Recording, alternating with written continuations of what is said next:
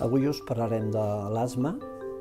L'asma, primer l'hem de definir, és una obstrucció intermitent i irreversible de les vies respiratòries perifèriques. Què vol dir això? Pues que les pacients o les persones que pateixen d'asma, els bronquis se'ls obstrueixen, se'ls tanquen i tenim la sort que és reversible i aquesta reversibilitat pot ser tant d'una forma espontània com mitjançant l'administració de medicaments. Quines són les causes que provoquen aquest asma? És de tots coneguts i sembla que la causa més important és l'al·lèrgia, factors de tipus al·lergènics, però no és l'única causa. I aleshores, malgrat que els símptomes són els mateixos, hi ha altres causes, com poden ser infeccions víriques, bacterianes, la menopausa, l'exercici, que és l'asma de tipus d'esport, problemes de tipus laboral que provoquen aquest trastorn i aquesta malaltia.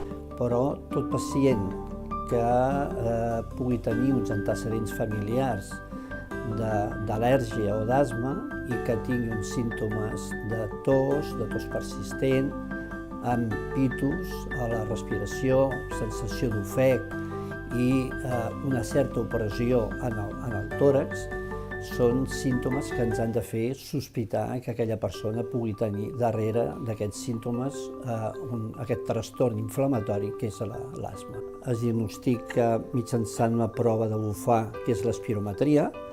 L'espirometria ens dona uns valors i aquests valors nosaltres els valorem i podem determinar si és o no uns valors compatibles amb asma. I les altres dues proves estàndards per estudi de l'asma són les proves d'al·lèrgia, que és el prick test, que consisteix en posar unes punxadetes amb l'antigen i veure la reacció, i una altra prova que és el FeNO, que ens diu, és una prova també de bufar i que, segons els valors que surtin, ens informa del grau d'inflamació que pugui tenir aquest pacient.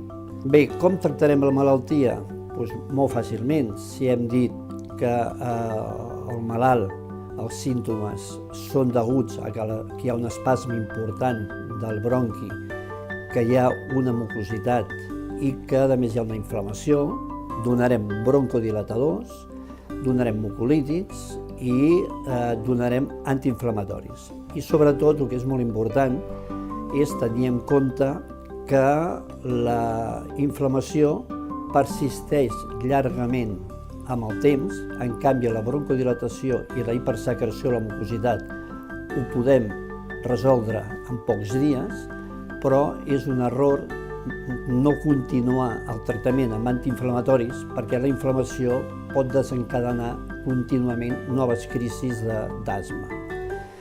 I després, evidentment, hi ha aquelles crisis greus d'asma que requereixen d'ingrés hospitalari.